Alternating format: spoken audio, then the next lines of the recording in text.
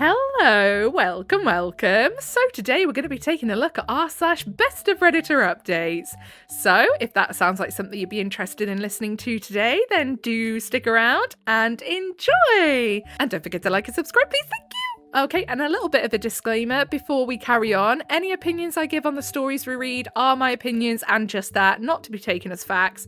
If you have a different opinion, that's great. I implore you to share it. Obviously, don't be mean against anyone who has a different opinion to you, though, in the comments, and keep it nice and respectful. Okay, let's get into it. So this first one was reposted by Direct Caterpillar 77.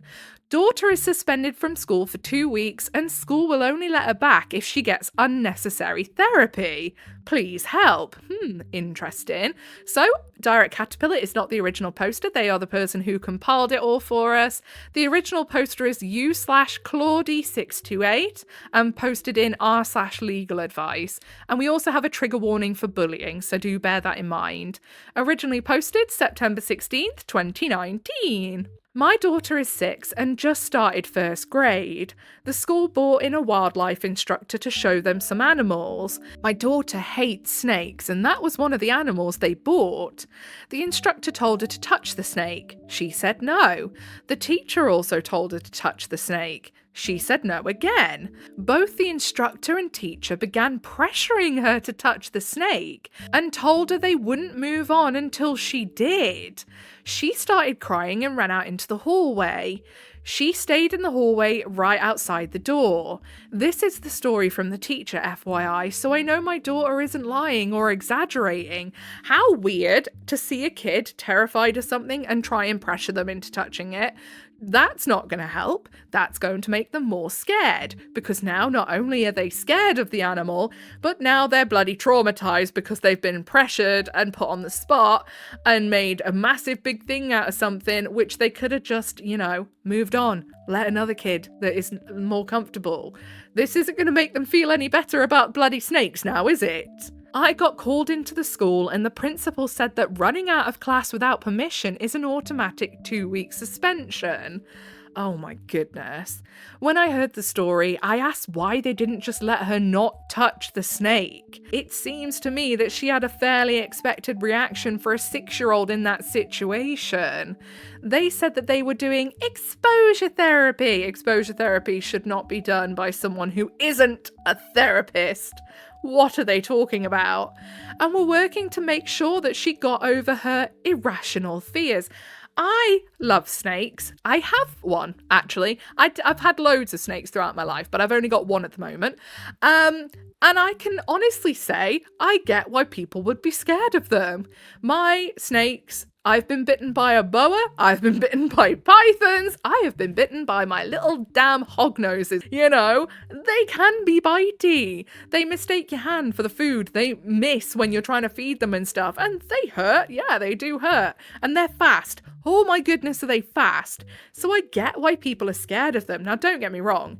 I wasn't scared of being bitten by them. Half the time, the bites were because I had put my hand a bit too close to the food, when trying to feed them. My bad, it is what it is. But I get why people would be scared of them. And also, you grow up learning snakes, scary, bitey, maybe venomous, so it makes sense. I asked if there was any way that they could change the suspensions, since I can't afford unexpected childcare for 2 weeks. They said that they would waive it if I could show proof of getting her therapy for her fear of snakes. This is so flaming weird. This is like some weird control thing from the school, honestly. This is odd. Why on earth would part of the school's requirement for a child to be there be getting therapy for a fear of snakes? That is ridiculous. Frankly, I can't afford therapy, and even if I could, there are many things that my daughter could make better use of than therapy for a fear of snakes, when we live in a city and rarely encounter snakes. I'm furious with the school and also at a loss. Can the school put her through exposure therapy without my permission? No, they can't.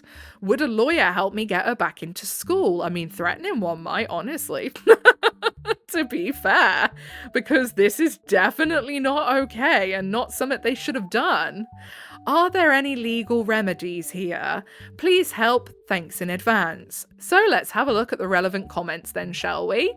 Nara Gingham says, escalate it up the chain. If they still ignore you, inform them that you will file a complaint with the State Department of Education due to the principal's statement that they were doing exposure therapy and your daughter's fear of snakes was irrational.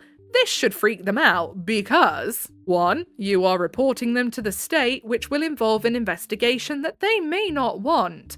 2. None of the people involved in the incident are licensed mental health professionals, and the teacher was practicing outside of the scope of her license. That will land her in hot water with the state. Exactly. And then the OOP says his. So I'm guessing they're saying that the teacher was a dude when they said her. I don't believe for a second that they were actually trying to do exposure therapy. No, I think they just got annoyed because the kid didn't do what they wanted them to do. Unfortunately, people take positions where they are overpowering someone like this because they love to just bully people. Unfortunately, it's sick.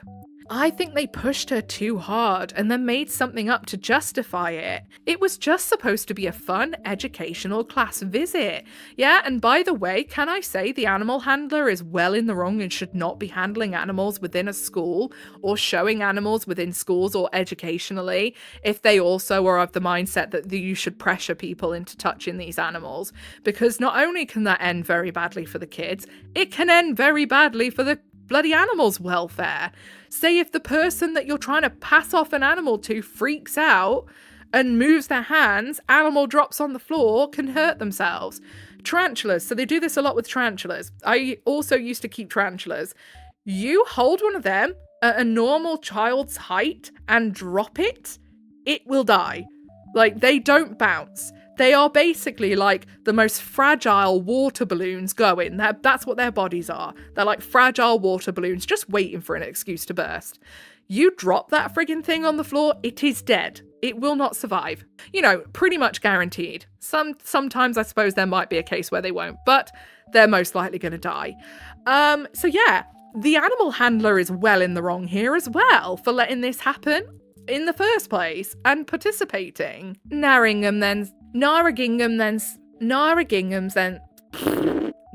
Gingham, oh my god! Nara Gingham then replies and says this. Since they made the claim that they were doing exposure therapy, that leaves them open to the potential consequences of their actions.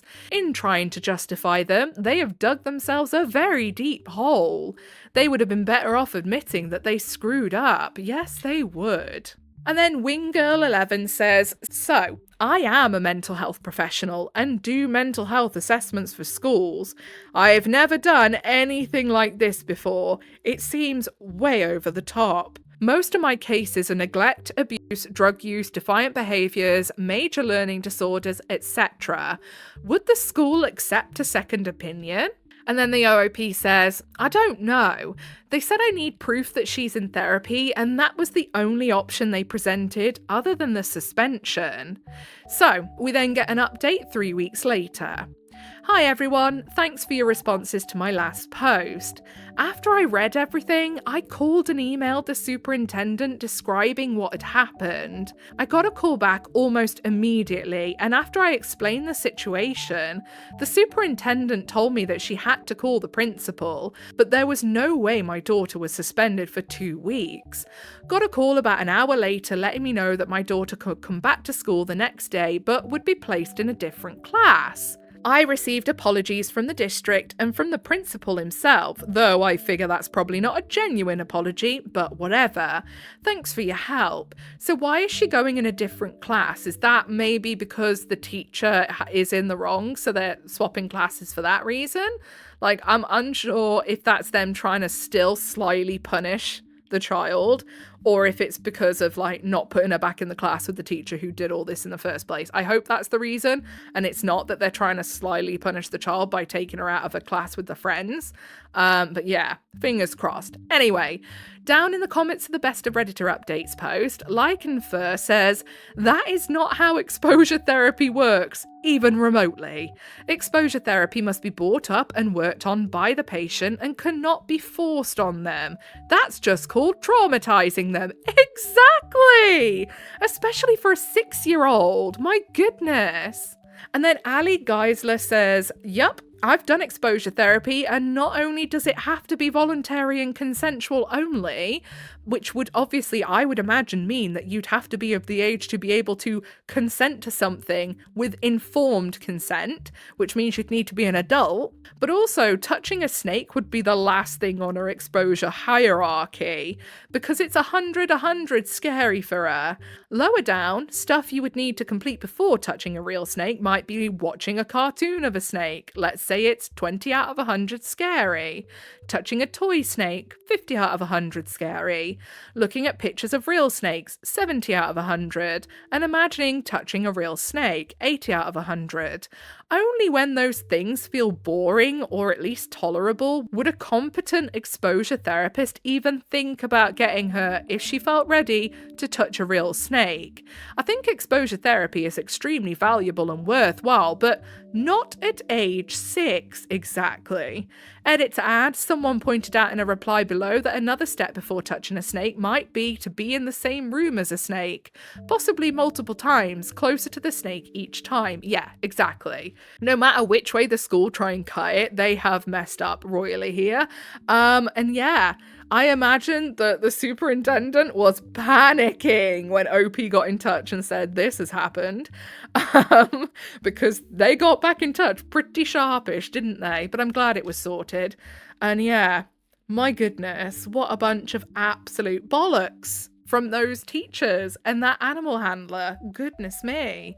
Okay then, so next post posted by Direct Caterpillar again.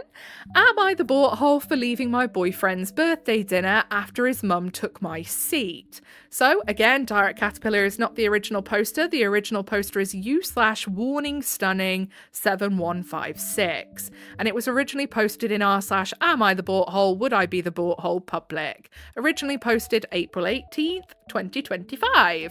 I, 25, have been dating my boyfriend Matt, 27M, for almost 2 years. His family is very close, and his mum, in particular, has always been a little, possessive.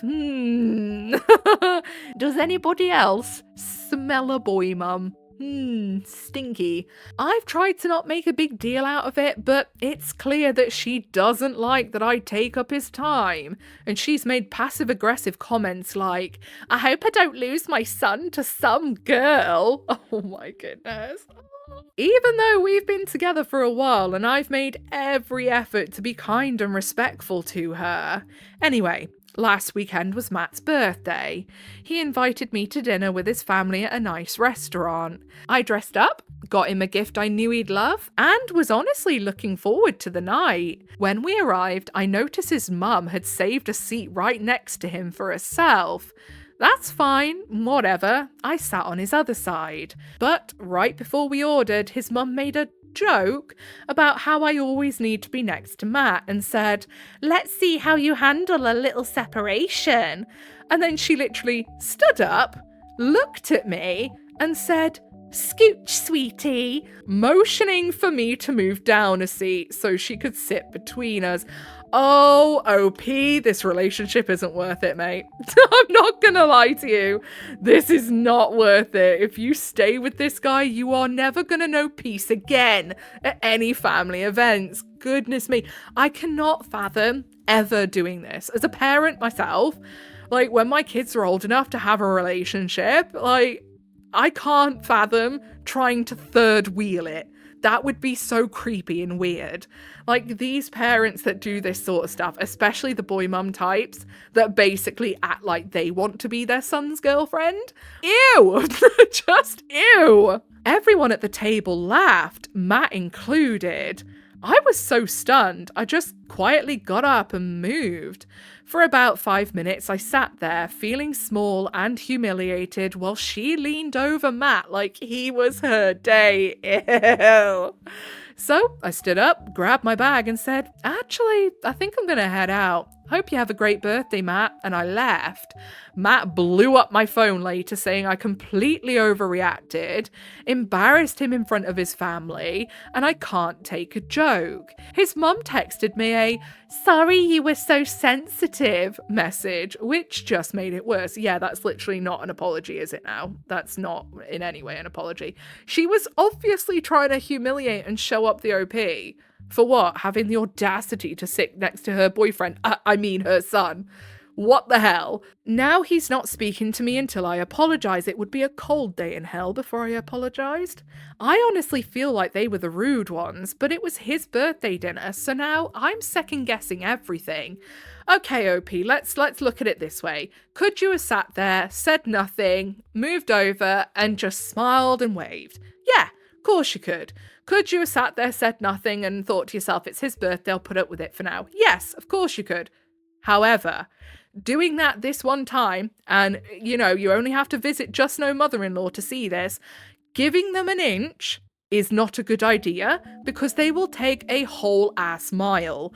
So yeah, no, you've got to stand up for yourself early doors if you plan on sticking with this person if their mum is overbearing.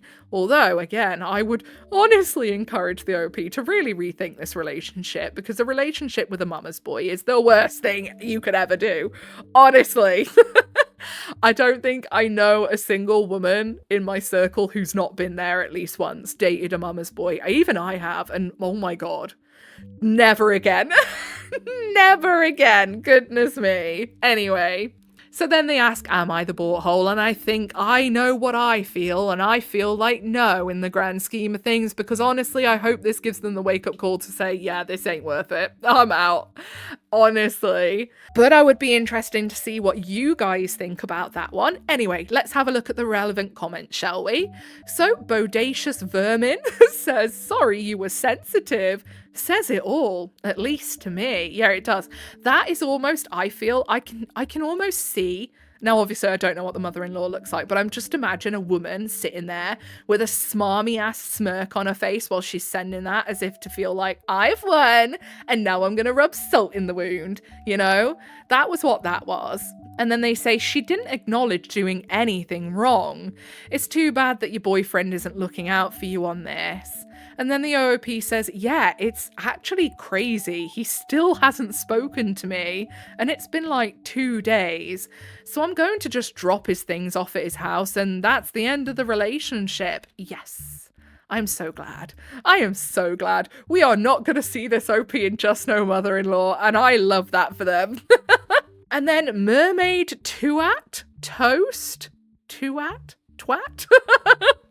Not the butthole. Have you ever talked to your boyfriend about his mother's behaviour?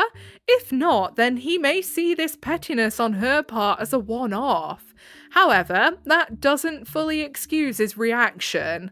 Don't apologise to anyone. If you want to keep seeing your boyfriend, then talk to him about his mother. If he's receptive at all, then it might be worth working things out. If he refuses to hear or accept anything about his mother's behaviour, then you might reconsider the relationship. And then the OOP says, yeah, it's been a history of her doing petty stuff like this. Exactly. And it doesn't sound like the boyfriend has stuck up for the OP so far. Or at least the OP hasn't said so anyway. Did they say so? Now I'm like, did they say so? Or am I just chatting absolute bollocks? Possessive, I've tried not to make a deal about it, but it's clear that I take up his time. No, doesn't say anywhere that Matt has ever actually, called his mum out on her behaviour, so clearly he thinks it's okay. Anyway, we get an update the next day. I dropped his stuff off and he tried to have a talk with me, and he was basically saying like, oh, his mum didn't mean any harm with the joke, and telling me to chill out and that I'm being dramatic. I told him to go date his mum since she is perfect and you all understand each other's humour. Love it. I'm so glad that the OP didn't fold on that one and kind of go, oh, well, maybe I should forgive him. Maybe he's not so bad. Maybe his mum's not so bad. No. Because it's these things at the start of these relationships that are honestly the omens for how it's gonna go if they were to ever like get married or have kids or something like that. Could you imagine? Could you imagine? I'm just trying to see now if there's any other updates on this one other than what was posted on the Baru, because I kind of feel like I want to see if his mum tried to like stick up for him at all. Let me click on the user. Yeah, I can't see anything if they've posted sort of any update after that to like what the mum said, unfortunately. So yeah. Anyway, so down in the comments of the Best of Redditor Updates post, Zazriel1 says, or Azriel1, I don't know, his mum will ruin every last relationship he ever gets. Honestly, yeah, and I think that's by design, honestly. And then Ribbity Girl says, until he gets to the age where she's like, wow, where are my grandbabies? And can't understand why no woman would want her perfect angel. And then Article Old 598 says, even then, whoever he knocks up will just be an incubator for her grandbabies, for the mum, and will serve her purpose after giving birth. Honestly, yeah.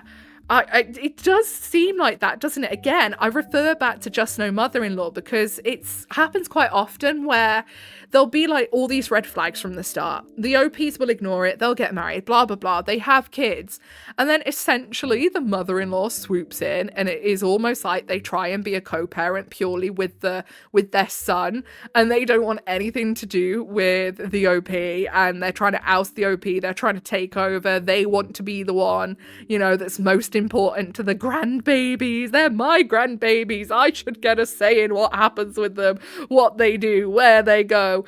Like, they want to be there in the labour room with one of those headlamps on, looking right up the OP's snatch while they're giving birth. Like, do you know what I mean? Like, they think that they are the only important one in it all, and they want to be involved in everything.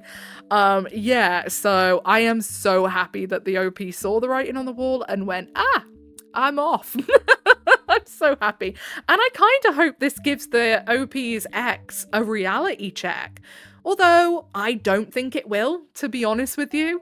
It seems he was quite ready to make excuses for his mum. So yeah, I am not hopeful that he is going to actually see that this is toxic as hell and weird.